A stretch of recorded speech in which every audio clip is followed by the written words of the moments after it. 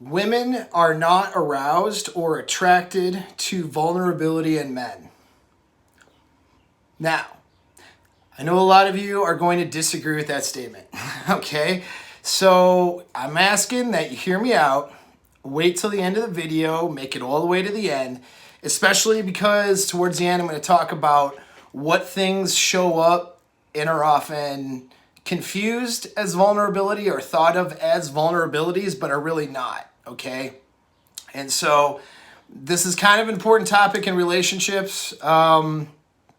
And so there's a lot here. All right, so I want you to take your finger, slide it over, hit subscribe. This one is maybe worth a share. We're going to dive pretty deep today, so might not make it to the 10-minute mark, might be a 15, 20-minute video for all I know. Who knows, could be longer, all right? But it's going to be worth your listening to while you're in the car or doing whatever, or if you want to sit down and take notes. Depends on how deep you want to dive, all right? But I'm going to ask you to definitely subscribe and share, because here's the thing about, just a quick little thing about YouTube right now, is YouTube is on a heavy censoring kick right now. Okay, most of the social media platforms are, particularly though Facebook and YouTube. All right, so I'm going to try to I'm going to abide by community guidelines. I'm going to try to keep my swearing to a minimum, which is hard for me, all right? And I'm going to try, but I can't sacrifice my intellectual integrity. So some of the things I'm going to say, and it's the simple thing is that men and women are different, all right? And some of the things I say are unpopular because people want to believe that they're the same. This idea of blank slate equalism destroys relationships, and I'm just not going to promote that idea. That's a failing concept. It's just not true. We've evolved from sexually selective reasons differently, men and women. And so I have to address the topic in that way. Sometimes people don't like that. There's a number of videos that I've done that are very involved with a lot of good content that do not get any, you will not see them on a search engine ever on YouTube, because those videos have been blacklisted, And so just help me out, subscribe. Unfortunately, the truth is being censored, okay, about things, and opinions are being censored, not just standards and whatever. So I'm going to do my best to not violate standards so that we can get the information out there. But there's a good chance a video like this one, which is may be controversial, is going to get no traffic on searches or whatever because of the level of controversy of the topic. Because not everybody agrees with my above statement, which I'll say again, women are not aroused or attracted by vulnerability in men. Okay, that's a fact.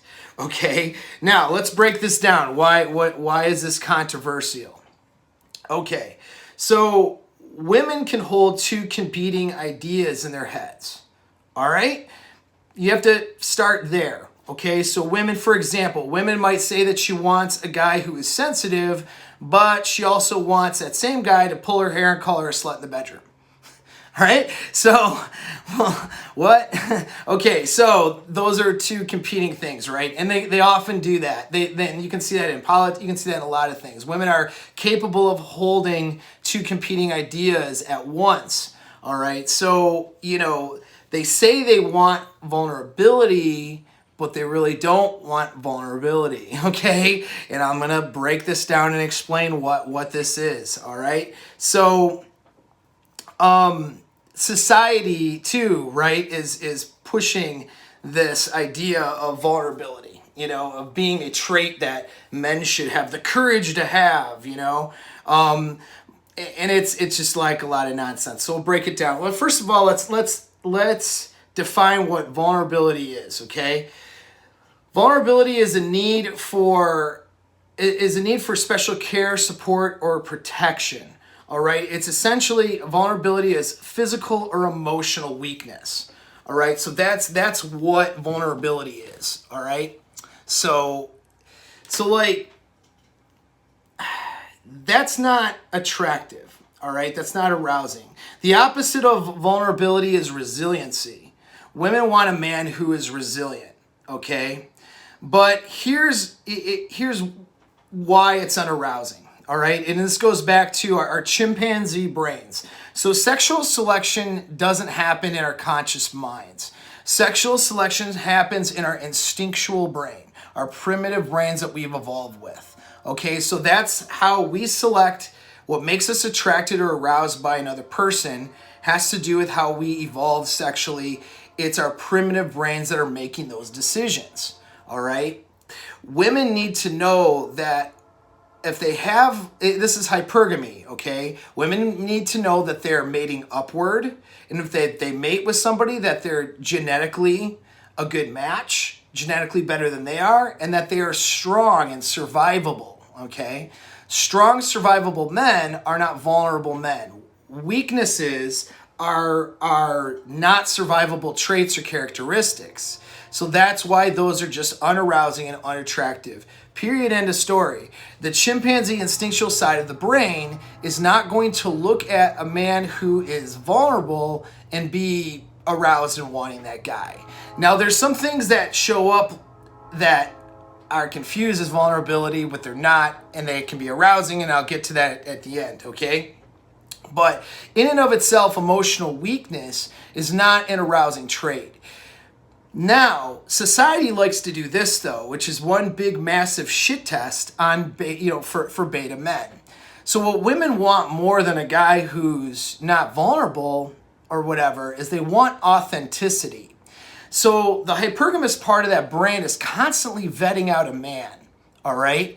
Hypergamy, again, if you read, you can pick up Rollo Tomasi, Rational Male, first book, best descriptions and research done on hypergamy that I've seen as applied to relationships, but it's basically the woman's innate desire to mate upward with the genetically best option that she can get.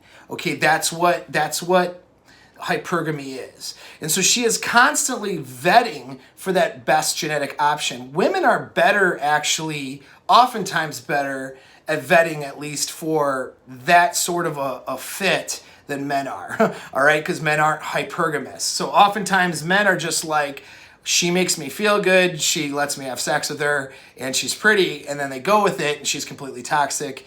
Women have vetting problems as well, don't get me wrong, but women have more of a pragmatic way of vetting a man. They still screw it up a lot. Okay, statistically, both men and women screw up the vetting process and they pick the wrong partners. But, at least they're a little bit more pragmatic than men are. Men tend to be idealistic. Once they are hypnotized by their vaginas, they tend to do a lot of rationalizing, whereas women tend to be more pragmatic. And that's a hypergamy, that's working, all right? Well, women are constantly wanting to know, is this guy real?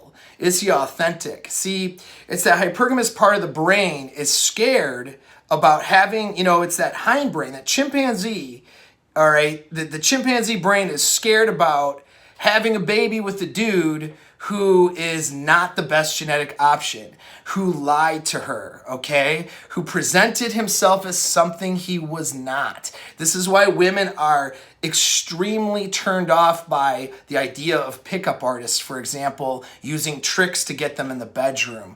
Or a guy, let's say, presenting himself as something that he's not, just saying, I'm 6 feet tall when he's really like 5'9", okay? And things of that nature. Guys, even though women wear makeup and do a lot of things to present themselves as something that they're not, that's more acceptable because guys aren't hypergamous.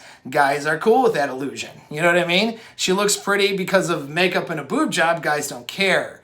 But if guys are getting plastic surgery, that hits an innate part of a female brain to say, gosh, that doesn't work for me, because she's wanting the best genetic option, not something that is duping her into thinking that. You see what I'm saying? She doesn't want to be duped into or fooled into having a baby with the wrong guy. So authenticity is more important than whether or not a guy is vulnerable or not. She wants to know that the guy is real. So society, with a feminine imperative and a feminine mating imperative that is primary in our society, tells men that it's okay to be vulnerable. No, it's okay. You should show your feelings and emotions and cry. And it's okay to be vulnerable. Show your vulnerabilities. Have the courage to show how vulnerable and weak you are. That's courage, is showing how weak you are.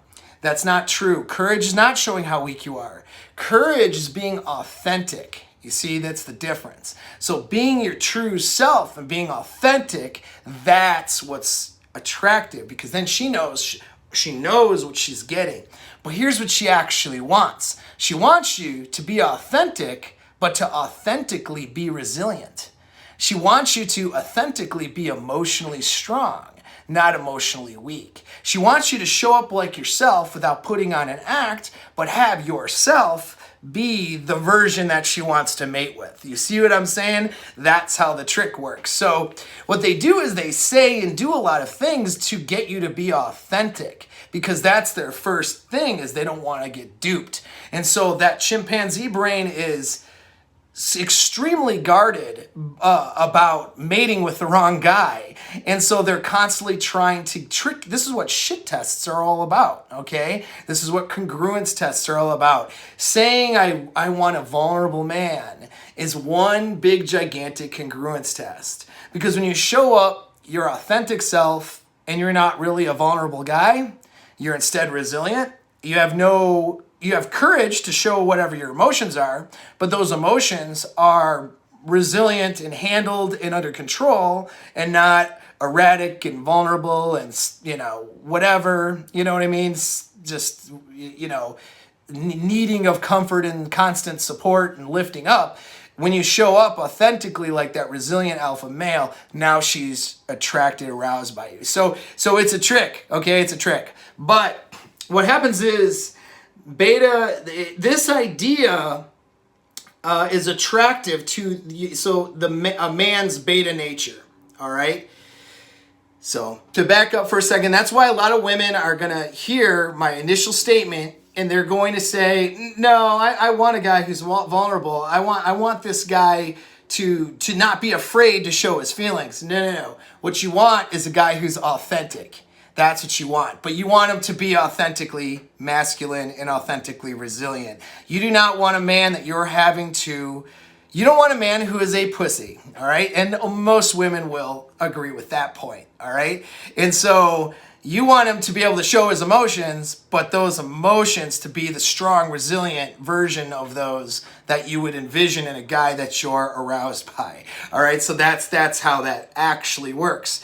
So if you just say that, if women know that if they say, "Well, I just want you to be yourself, but I really want you to be a strong man," women know that guys will do anything to get laid, okay, and do anything to get her. So even if he is on the inside a completely weak and not able to handle his own emotions, he'll still put on that invulnerable exterior and pretend to be authentic. So she knows that, so she can't say be authentic. She's instead going to say, don't be afraid to show your feelings. Don't be afraid to be vulnerable. And then when you're not exactly vulnerable, but instead resilient, then she's aroused by you. You see, that's how that works.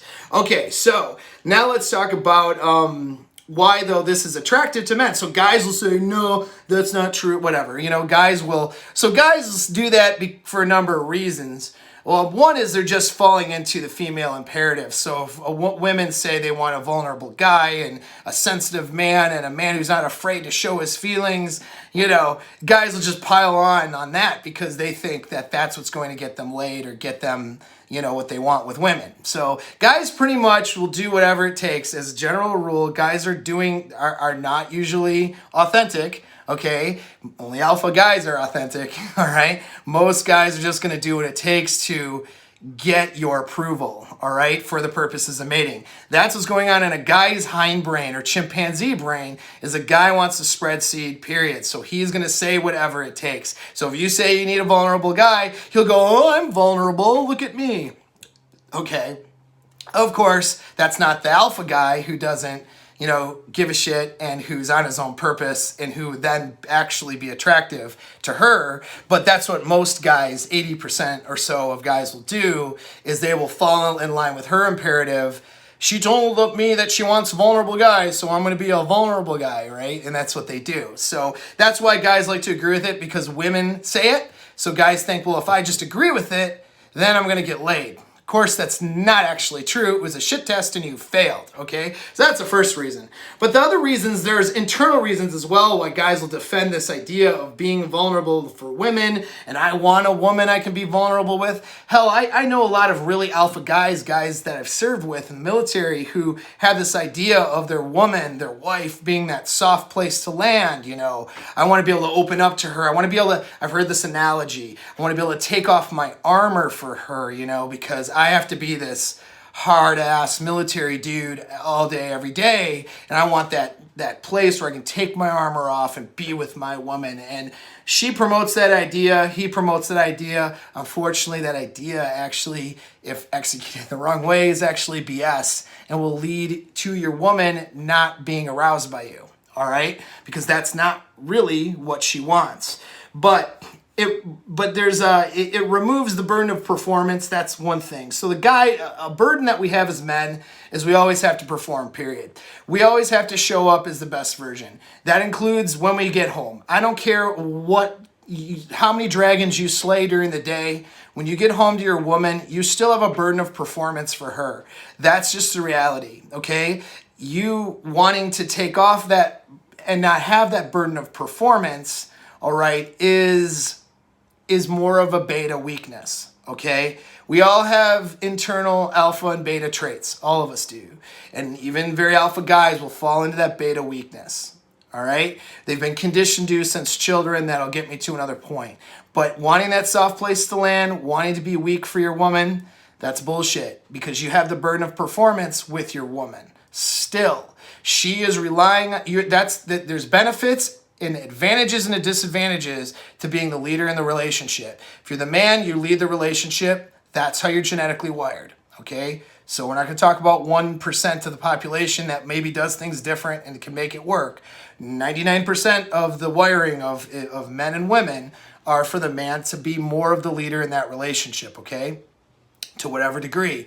And so if you're going to lead, that means the burden of performance is on you. It always is, all right? There is no 50-50. There is no equality in relationships. There is some contributions that are better than others, that some contributions the man in the relationship will make that the woman doesn't have to make, and then there's some contributions the woman will make that the man doesn't make. That's just how it works. You put it together, they complement each other, everybody's happy, okay? So that's how it works. But you have a burden of performance. Guys love the idea of being able to not have that burden of performance and be able to relax and be a total bitch ass pussy if they want to, that's what they feel like doing that day. Reality is, though, you can't do that, okay? Because she's relying on you for emotional strength. So 9 out of 10 times, you may have that one, out of 10 times where you're showing a little bit of weakness, but any weakness you bring to the relationship, she sees it as a strength now that she has to bring to make up for it. It becomes a burden on her. You understand that? I'll repeat that again. Any weakness you bring to a relationship is something that she will see as a strength that she now has to bring to make up the difference, which becomes a burden on her. She has to step into a more of a masculine role to make up for your weaknesses. That is nothing that a woman ever really wants to do. She'll be willing to do it as a contribution, but that's not what she actually wants to do. She wants to be herself and bring value to the relationship as a woman. She doesn't want to bring value to the relationship as a man. And if she is making up for your weaknesses, then she is bringing those masculine qualities there, which is your job. So that's problematic. So if you do that a lot, her arousal and attraction will go down. It will not be there for you. It will start to erode. Okay, so you always have the burden of performance. You can't escape that. You need to accept that as reality. Guys, also weaker men like this idea because they get to say, well, I'm not like those other guys. You see, I have the courage to be sensitive and vulnerable. I have the courage to show my emotions. I'm not like those other guys. Newsflash, buddy, 80% of the guys out there are saying the same thing to get in her pants just like you are. So that's what they're all saying. I love it. How many guys say they're not? If women, any women listening to this, any guys listening to this, ask any of your female friends or some girls you're dating or seeing or whatever. How many guys say, "I'm not like other guys"? All of them, right? They all say that. They all want to not be like other guys. So this is what guys, beta, weak-ass males think, that I'm not like the jerk. I'm not like that jerk who can't show his emotions. And reality is, instead, you're a bitch that she's going to have to take care of, and then she's not aroused by you. So you see, and guys like to think that they're differentiating themselves. Weaker men think they're differentiating themselves from this demonized masculine, abusive male that, probably has never even existed in her life, okay? And they think they're getting somewhere with this. This is a beta strategy now, a weaker male strategy to try to get the girl, and it's not very successful. It usually leads to being a good guy, but I'm not interested, being the friend, that sort of thing. That's what it leads to most of the time. The girls that do take on that guy that's using that strategy end up in a very lousy relationship, okay, where it's transactional sex in exchange for provisions. Well, he would be a good dad. Well, he's got a good job. Those sorts of things. Usually when a woman settles, she settles with a guy who's not like the other guys. And those usually end in divorce. Or a breakup. So that's never a good strategy, but that's the beta strategy. Not very successful. Not what I promote in my channel, but that's why, though. Another reason why this idea of being vulnerable is attractive to males to act like this. And the last reason I'll cover why guys will fight for this idea of being vulnerable is because they're still stuck on wanting a mommy, okay? Guys grow up and they're usually raised by women, all right? Men are raised usually by mom. They're leaders that they're caretakers that they look towards, teachers, counselors, so forth, are usually female, okay? So guys grow up being conditioned, seeking validation and comfort from females. And a lot of guys, then they transfer that desire to, instead of growing up, okay, they transfer that desire to their romantic partners. And so now she becomes mommy. And so she's supposed to lift him up when he's down. She's supposed to lift him up when he's weak. You only get so much of that. I mean, a woman that is, let's say even if you're an alpha guy and she's extremely aroused and attracted by you, a woman will do that stuff to a point. But if it exceeds a certain amount, and we're talking 5% of the time, or a lot more than that even, I would just guess as the number, her arousal and attraction is just going to go down. I mean, it does go down every time she does it, but the point is, if you're doing a lot of masculine stuff, that overrides the sliver of the time that she has to show up and be your strength, right? And be your source of emotional comfort. But if it's more than that sliver and it starts to eat into the rest of the time, it isn't going to work. Her arousal and attraction is just going to go down for you. And so many women are trapped in these relationships where they feel like they're mommy to the guy that they've married or the guy that they're with. This is part of the reason why, because he shows up and he doesn't think he has the burden of performance, and he seeks her approval and her validation and also her emotional comfort, just like she sought for mommy. And the thing is, since women are naturally going to follow your lead, if you're treating her like mommy and looking to her to appease desires that mommy appeased when you were a kid, then she will fall into the mommy role. And now mom, guess what? Mom doesn't want to bang you, and mom's going to nag you to take the trash out, and mom's going to, you know what I mean? Mommy is going to baby you. Mommy is going to not be a fun person to be around, all right, for being in a relationship. All right, moms are great, but not You don't want to date your mom, right? You don't want to be in a relationship with your mom. Well, you treat her like that, she will start to fall into that role naturally. That's not what you want.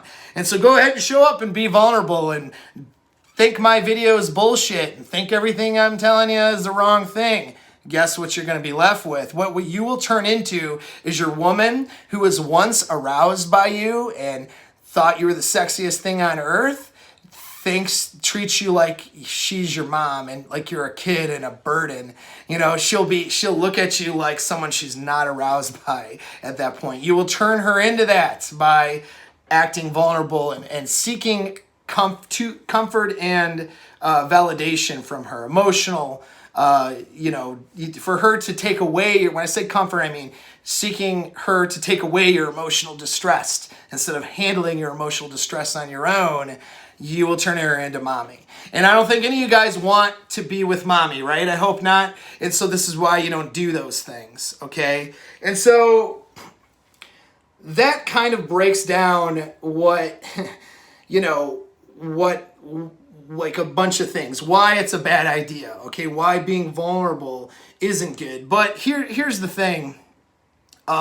There's a bunch of arousing traits that are confused with vulnerability. Women will say, I want vulnerability, and they'll be aroused by a guy who does one of these things I'm about to mention, thinking it's his vulnerability, but it's actually not vulnerability, and you'll see why as I go through it. So another one I'll mention again is authenticity. So when a guy shows up and he's authentic, that takes courage. Sometimes he will be maybe distressed, right? Or, I'm not feeling right today, or I've been, upset today or whatever, because this happened, all right? That takes courage. That is being authentic. But there's a difference still between presenting a negative emotion authentically in a manner that's resilient and doing it in a way where that's vulnerable. Being vulnerable, again, by definition, is weakness and needing comfort and not being able to overcome it on your own, okay? And so if I'm having, if I'm having a rough time, or if I get upset over something, or I get pissed off over something, that's a weakness, So let's say I do that, and I'd say, listen, I need to take a minute so I can get myself right in the head, because I'm not, I'm getting pissed off right now, and that's not good. So let me take 10 minutes. And then the guy takes 10 minutes, and then he's better for it, and he's calmed himself down. That's being authentic, all right? He had a little bit of a weakness, but his weakness isn't really a weakness at all, because he was able to overcome it on his own, and he was able to handle, it was more of a shortcoming. There's a difference between having a shortcoming and a weakness. For example, so a shortcoming of mine might be that I'm not an interior decorator. All right, so if you followed like a video before, I got new paint on the walls right now. I like this one. I think this is good. I had accidentally picked out a mint green paint and painted my office mint green. It looked like crap, okay? It looked okay on the video that I did. Looked like a blue almost, but really it was a terrible mint color. And so, well, I'm not a paint expert. I'm not a freaking interior decorator. All right. So, but what I don't do is show my chick like, I'm so upset, I don't know what to do, and get all pissed off and go, can you help me? I don't know how to solve this problem. What should I do? What color should I pick? 'Cause I don't know what, it's like, I just laughed about it. It wasn't a big deal. And then I did more research, talked to the right people, and then I overcame the problem, and I put different paint on the walls, and it was fine. So see, that's a difference. My shortcoming is that I'm not an interior decorator, but it's not really a weakness, because I see the shortcoming for what it is. I can ask other people for help. I can get the right information. We can fix the problem, you see. So that's an example of, that is taking something that could be a weakness or a vulnerability, but I'm really being resilient about that and presenting that and handling that. You see what I'm saying? So I'm not saying, no, I'm an expert painter. I know exactly what to do with paint. I'm the best I've painted so many things, so many houses. I know what I'm doing. Okay, that's what a lot of guys do. And so, excuse me. So women will see that as them not being vulnerable. You're not being vulnerable. You're trying to put on a fake or a front. Actually, what it is not, has nothing to do with vulnerability. It has to do with authenticity. That guy is not having the courage to be authentic, to say, I have a shortcoming. I'm not an interior decorator. I've painted a few things. I've painted a few houses. I know how to paint, but I'm not the painting expert. Okay, being able to say that authentically is a strength. That is not a vulnerability, saying that. Now, not being able to solve that problem on your own and turning to your woman and going, I don't know what to do, and crying about it, that's a vulnerability. You see the difference? Women don't want you to turn to them because you don't have the answers and cry about it. That's not what's attractive or arousing. But having the ability to say, yeah, you know what, I don't know this thing. Or how about playing a game, right? You play, let's say, a board game. You've never played it before. Or play a card game, something. You've never played it before, something she's played a million times. She's probably going to beat you in that game, right? Well, is that worth getting upset over? You're going to act like, I'm good at games. You know what I mean? Get mad about it or whatever because you're not the expert at a game you've never played. Like, these are things that are weaknesses. By not being authentic about those shortcomings, that's the weakness. And that's why women are not attracted to authenticity, because it demonstrates weakness. And so when you show up and you're not authentic, they see that as a weakness, and they see then what they say is, well, I broke up with the guys because they didn't have an ability to be vulnerable. I broke up with the guys because they weren't vulnerable, or he couldn't be vulnerable around me. What she's really saying is, I broke up with guys because she wasn't authentic. He wasn't authentic around me. He couldn't admit when he had a shortcoming and just overcome it. You see, so admitting you have a lack of skill or knowledge in an area and overcoming it is resiliency. That's not a weakness. That's also not vulnerability, okay? Being vulnerable by definition would be saying, I have this shortcoming, it's emotionally distressing, I can't handle it on my own, I need you to comfort me. That's unattractive. You see the difference, hopefully? All right, so ask questions in the comments and stuff if you don't see if you are confused. All right, so let's look at okay. Oh, BPD note. A borderline personality note here. Okay, toxic women will try to get you to be vulnerable around them. They'll try to get you to show vulnerability, be vulnerable around them. Then they'll exploit it. Then they will destroy you for it. All right, that's something toxic women will do. And this is the reason they do this, is due to their abandonment issues. They feel like if they can get you to open up and be this vulnerable guy around them, where you're reliant on them for emotional strength, then you won't abandon them. But then the problem is, even though they're BPD, okay, their hindbrain is still, their chimpanzee brain still wants strength. So now they're not attracted or aroused by you because you're doing exactly what they wanted, which is being emotionally vulnerable around them. And then that because of the lack of attraction and arousal, they start to degrade you, disrespect you, create drama, and destroy your life. Okay? So that's a BPD note, is that if you are presenting the beta male strategy of leading with vulnerability and sensitivity and I'm a good guy and all that stuff, you're opening yourself up to toxic women that will go for you and say that that's the trait I'm looking for. You're a real man for being able to be sensitive and vulnerable, and then she'll destroy your ass in that relationship. I coach a lot of guys who've been destroyed by these scenarios, and that is how it works, trust me. So note on that, all right? You want to be more resilient also from toxic women, and that means not going for the one who's trying to really get you to show those vulnerabilities, to exploit you.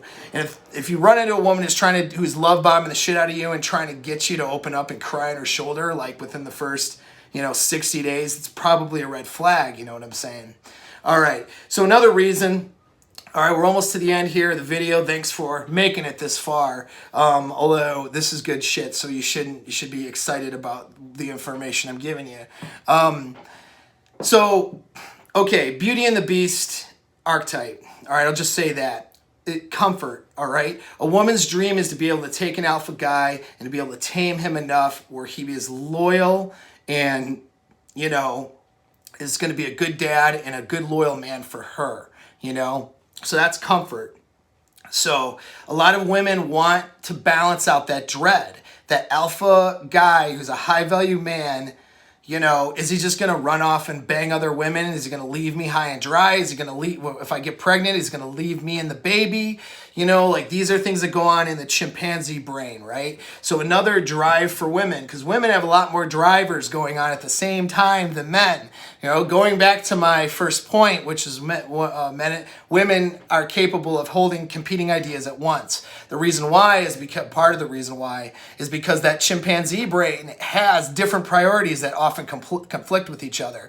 So they want the alpha man. They want the strong guy that's the most genetically viable guy, but they also want him to not leave her, okay? And they also want him to be loyal and to put her, you know, her needs, you know, in the forefront, if you will, at least make those needs a priority and, you know, be around for child rearing and provisioning. So those things sometimes compete with each other. Sometimes the strongest man she can get isn't the guy who's going to take care of those other comfort things, right? And so she wants you to show some emotion and caring for her and allowing her to care for you, which is more important, allowing her to care for you so that she knows that you'll be loyal and not leave her. Okay, that's if she has that baby, that's the genetic wiring. Okay, so that's what grew into the Beauty and Beast archetype. You know what I mean? This beast that has to be tamed by this woman, and only this woman could do it. See, that makes him now loyal to her, right? And so women like some of these comfort things when you're able to open up to her and be authentic. Again, back to authenticity. When you're able to be authentic with her and talk to her and be honest with her in a way that you wouldn't be with other women and other people out there, and she can offer that emotional support in a good ear, that gives her some comfort. When you allow her to do things for you and to show support towards you, that actually gives her comfort. Not so much what you do for her, though those things can offer comfort as well. But a lot of times you do, a lot of those things though won't offer the comfort. A lot of those things are you trying to earn her and so forth, and that doesn't work so well. But allowing her to be supportive to you actually develops comfort. And what that would require is authenticity in your emotions being able to open up. All right? So, and then actually having, you know, emotions that would demonstrate that you could be loyal to her, that you'd be a good dad, you know, these things. So these are not the vulnerable traits, though. They are confused as such. When a woman says, I broke up with a guy because he can't be vulnerable, it's usually because he's not authentic, and also he's not balancing out some of these comforting traits, right? And now one of the biggest ways you can balance a comfort trait out is just to be a good listener. So when she wants you to be emotionally open, generally speaking, that means that she wants you to be able to listen to her and be emotionally supportive to her. You know what I mean? And be that good listener. So she wants that, all right? But she also wants the ability, she wants to know that she's of value to you, right? So she wants to know, because if she's of value to you and she sees you as an alpha male who's her best sexual option, then she knows that you're less likely going to leave her if she's valuable to you. So you have to allow her to be valuable to you, all right? And that means not just valuable in terms of things she does for you, although that's important, but also in terms of allowing her to support you, you know? Being able to talk about something or whatever. But when you talk about, let's say, a problem you had to solve or an emotional distress that you had, right? You're not talking about it because you want her to make it all better and cry on your shoulder and pat you on the head like mommy did, okay? What's attractive and arousing to her is when you talk to her about those things, but you are handling it on your own. So a major principle I give people when I'm coaching and in relationships all the time is never make her problems your problem, okay? This has to do with when you're expressing distressed emotions. there's a difference between making your distressed emotions her problem to solve and not is the difference between vulnerability and resiliency. You see what I'm saying? When you're expressing distressed emotions, but she has to solve those problems for you, be your comfort, pat you on the head, all that stuff, now you made your problems her problems. Now she's having to show up with strength that you should be showing up with as a man. That's vulnerability. That's unarousing, unattractive. That will cause a woman to stop banging you, stop desiring you, stop wanting to be around you, and eventually break up with you, okay? So don't do that stuff. Now, on the other hand, though, if you're being authentic and you have the courage to be authentic, which is a strength, and you are talking about distressed things that happened or distressed emotions you had, but you're doing it in such a way where you've handled it and you are handling it and you're not looking to her to handle your problem for you, now that's resiliency. That's you just being open and opening up and being authentic, but you're also being resilient. And you see, those are the two differences there, okay? So oftentimes, women really want authenticity and resiliency, but they will say, it didn't work with him because he couldn't be vulnerable. Why? Because he was constantly putting up a front, right? He couldn't be authentic. He didn't have the courage. So instead, he would get bitchy and moody and angry and stomp around the house, but he would never express what was going on, and he wasn't handling it, his own shit. You see? That's that's the difference between trying to fake alpha and fake strength, all right? Or LARP, as I say, live action role play, alpha behavior, versus actually being an alpha male. So actually being an alpha male is being resilient and handling those problems. So you're not walking around the house, stomping around the house like a little bitch because you had a bad day, but then you're not going to talk about it. You're not going to talk to her about it. That's not being attractive, okay? That is not being alpha. That is, you have these vulnerabilities because you're not handling it, and yet you're not even, you don't have the courage to be authentic enough to even talk about those. You see what I'm saying? So that is a bad recipe. And so when women think of men who have an inability, who won't be vulnerable, what they're thinking about is that angry beta who stomps around the house because he had a bad day and he's emotionally erratic, but he doesn't handle his own shit, doesn't handle his own problems, and he won't talk about it or address it with her, so she doesn't know what's going on. That's often what she thinks about when she thinks about a guy who's not vulnerable. But as I've explained in the video, there's a big difference between being resilient and being authentic at the same time, and then being vulnerable, which is not a good thing. So, conclusion, women do not want a man who is vulnerable. Now that we've defined our terms and now that we've discussed it, hopefully you can see what I'm saying and it makes sense to you so you can have stronger relationships, all right? Women want a guy who's strong, resilient, alpha, best sexual option, best genetic option, but who is authentically that, right? Not duping her into it, but who is authentically that. Wants him to be loyal, but she also wants that comfort in knowing that he's loyal, would be a good dad, and she wants to be able to provide value to him so that and to know that he values her above any other women that would be out there. That's what she wants, not your vulnerabilities. So this beta male strategy of I'm not like the other guys, I can express my feelings and cry on your shoulder, that's not what she wants, okay? That's setting you up for failure. That's setting her up for failure. She may think that's what she wants. She may say so. Society may say so. It's all a shit test because that's not actually when you break down what is actually going to make her respond and attracted and aroused by you, it's not this vulnerability thing. I promise you that. Okay? So now we get into, all right, why it's important to do mindset coaching and why it's important to coach with somebody like me. Because having your mind right so you can be outcome independent, that's a topic for another day, outcome independency and what I actually mean by that, but also being that strong, resilient man, okay, that's important. And that takes some work up here. That takes behavioral and psychological work. And that is where performance psychology and what I can specialize in with coaching helps, okay?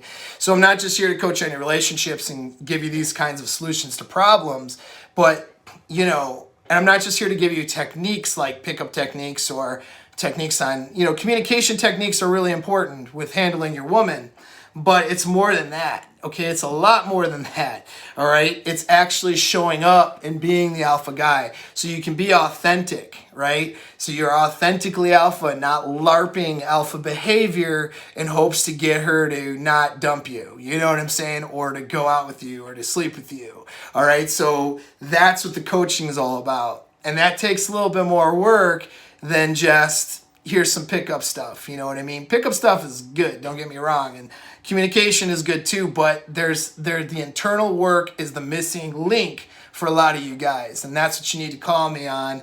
Call me on all of it, all right? Because I can help you with all of it, but that mindset stuff is why the channel is called Apex Mindset, okay? Because I want you to show up as authentically the masculine guy that people want to be with, that women want to be with, that guys want to be, and that people want to be around. That's going to help you in every aspect of your life. Cool. So that's it. We unpacked it. Now you understand, hopefully. Shoot me a message if you need something. Questions, shoot me a message. I can expand on the topic. I'm probably going to talk about this a little bit more on the BPD side on Friday. But yeah, throw some in the comments if you got some. Thanks again for tuning in. Have a great day.